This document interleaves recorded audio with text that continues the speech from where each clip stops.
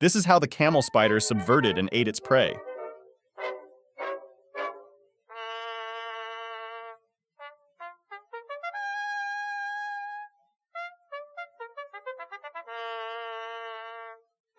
The camel spider uses its fangs, which are like tongs, to capture and incapacitate its prey.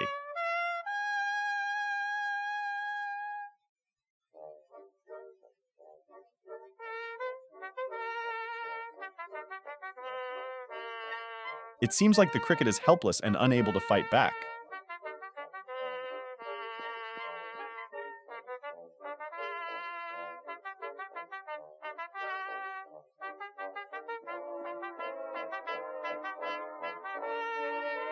Because of all the myths and misconceptions, we can't help but wonder if camel spiders are poisonous or dangerous.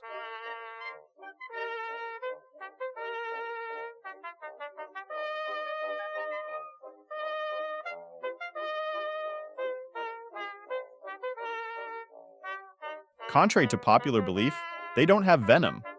Instead, camel spiders use digestive juices to liquefy their victims' flesh, making it easier for them to consume the remains.